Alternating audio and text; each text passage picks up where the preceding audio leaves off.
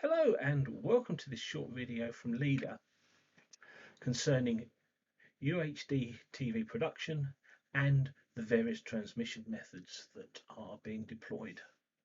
My name is Kevin Selvage. I'm the European Regional Development Manager for Leader Europe, based in London in the UK.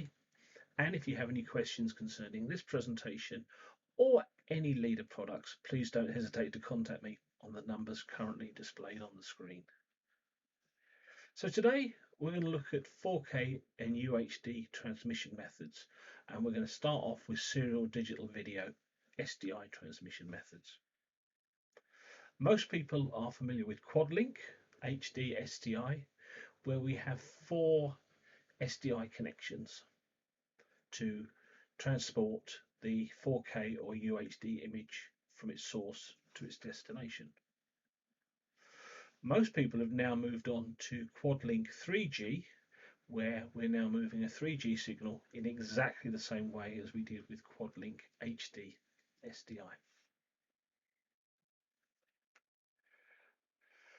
Not so common these days is dual link 3G, where instead of using 4 cables, we're now using 2 cables to move the 4K and UHD signals.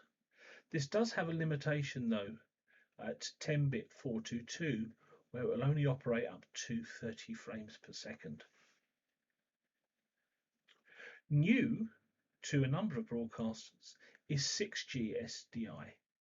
So again, you can use just one BNC cable for a 10-bit 422 4K or UHD resolution image at up to 30 frames per second. And finally, for those who just want a single connection, like they're familiar with HD SDI, there is the 12 gig SDI interface, and this will support a 10-bit 422 4K UHD resolution image up to 60p. There are also IP standards as well, and the first of those is QuadStream, which is similar to the Quadlink 3G SDI, where the 4K and UHD resolution image is transmitted as 4 separate 2K or 1080p signals. This does require a 25 gigabit Ethernet interface. The other method is to use IP single stream, and this is similar to the 12 gig SDI, where the 4K UHD TV resolution image is transmitted as a single multicast stream. Again, this requires a minimum of a 25 gigabit Ethernet interface. So let's have a look at Quadlink HD or 3G SDI for a 4K UHD resolution image, and there are 2 transport methods. The first of those is square division, and this transfers the image as 4 quadrants of 3840 by 2160 image.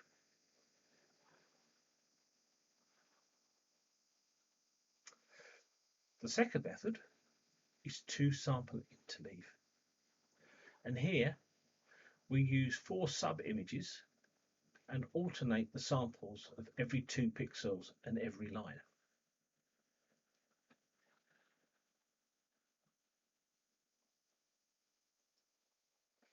So the 2 sample interleave maps to sub images by alternate 2 pixels, creates a virtual down conversion for link resiliency.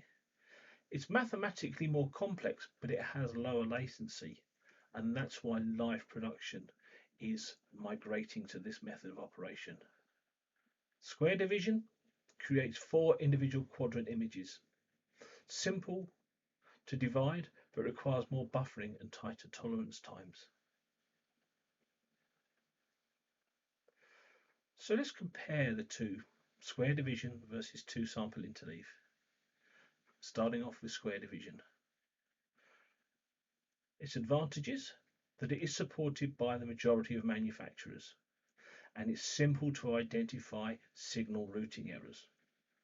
On the downside, only 1 quadrant at a time can be monitored on a 1080p display. Signal timing issues will appear obvious, and it requires buffering and tighter timing tolerances.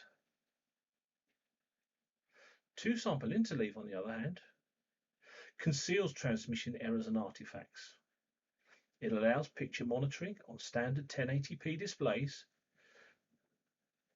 as each link carries the whole image at a quarter of the resolution. It's lower latency, making it better and more ideally suited for live production. On the downside, though, it can be difficult to identify the causes of transmission errors. And two-sample interleave is not supported by all equipment manufacturers, so just be careful when you look at this one.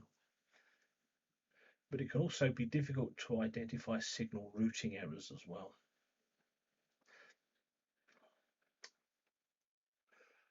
The key thing with both methods is phase difference.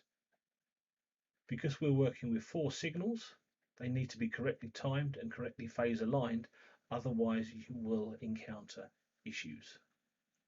And the phase tolerance difference between input signals is up to 400 nanoseconds. And this is defined by the SMPTE 425-5 and -3 standards. So a receiving unit has to accept 400 nanoseconds of phase difference.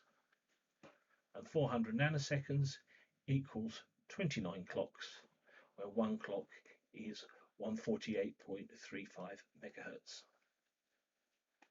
If phase difference is greater than 400 nanoseconds, the 4K image cannot be combined correctly, and you will get illegal line number and you'll get noise errors. And these errors are increased by each internal process. Phase management. Phase difference between signals needs to be measured by a test and measurement instrument. And phase difference cannot be visually evaluated on a monitor display. So on the leader products, we have this very simple graphical display that shows a crosshair, and if the signal is correctly timed to the reference, and that reference can either be black and burst, tri-level sync, or one of the HDSDI signals, you will see a circle appearing in the center of the crosshair. This means that your operators don't need to have any technical understanding of what's going on. They can simply look, and if there is any deviation from the center of the crosshair, then there is a timing issue. And the correct timing means you get a display like this, where all 4 links are correctly timed to the reference, and as you can see, the circle sits in the middle of the crosshair. If, however, you do have timing issues, you'll start to see displays like this, where the circle has deviated from the center of the crosshair, and you now see the advance or delay on both the vertical and horizontal axis.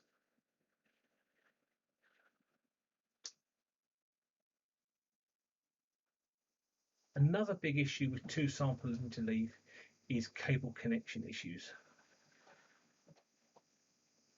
To identify these, it can sometimes be extremely difficult, especially in the pressurized environment of a live production. And here we have an image where the cables are connected correctly. There's a good picture on the graphics, nice clean edges, no aliasing. However, when you do have a two-sample interleave cable connection error, you will start to see images like this, where, as you can see, there is aliasing on the graphics. Now, on small displays in an OB truck and in the pressurized live environment, it may be very difficult to spot these. So Leader has implemented on our LV 5600 and 7600 waveform monitors a tool that will monitor the connections using the link information contained in the payload ID. So if the signals are correctly aligned and the cables are correctly connected, you will see the following display. However, if you do have a cable crossed or misplaced, then you will get an error warning message. As you can see at the top of the screen, we've got a red format warning error message, and then within the status display we have an indication of which cables are transposed. In this particular case, channel C and channel D appear to be incorrectly connected. So thank you once again for joining this short presentation. If you have any questions, please don't hesitate to contact me, and please subscribe to the Leader Europe YouTube channel, where we'll be continuing to post new videos and updated features on all of the Leader products. Thank you.